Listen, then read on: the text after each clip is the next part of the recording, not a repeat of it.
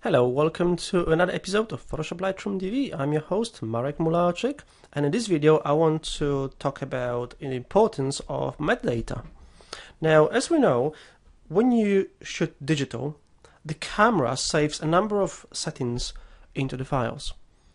And not just settings from the camera, but also settings like the location, for example, if your camera has a GPS device built into it.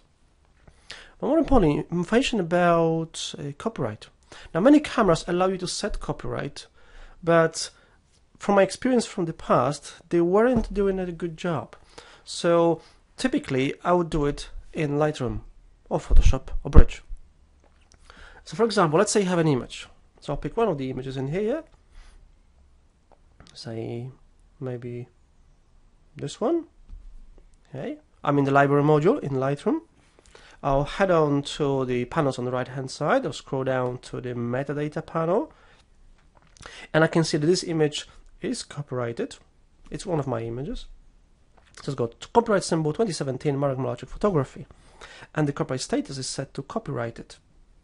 Now this is copyrighted in Lightroom in here. As you're probably aware, you can, or anyone can, change it. Any of these fields are editable. So I could change the copyright status. People do that. Technically, it's possible. Okay. We also have lots of other information here. So for example, we can see when this image was taken, 16th of June at 8:58 in the morning. We've got dimensions of the image and a number of settings from the camera. So you can see what camera was used, what lens was used, what were the settings. So the flash was not used in this image. The image was shot on ISO 200. But what you can also do here in the metadata panel in Lightroom is you can choose what you want to see in here. Now this is great. I can see the copyright and some settings on the camera. But what if you want to see what software was used to import the image? In this case, we know it was Lightroom, but what if you didn't know? What if you had an image from someone? So what you can do is on the top, where you got the metadata panel here, there's a drop-down menu on the left-hand side. And you can choose what kind of metadata you want to see for the images. So instead of a default, maybe you want something different. So maybe you want to see, say, EXIF, for example, which gives you all the information from the camera. Okay. And here towards the bottom, I've got software, and it says Adobe Photoshop Lightroom 6.10.1 on Windows. So here you go. And any other information from the camera. Or maybe you want to focus just on the IPTC, which stands for International Press Telecommunications Council. So any kind of copyright information about the photographer. So you may see here photographer's name and their email address, website address, telephone number, location, where they're based, where they live.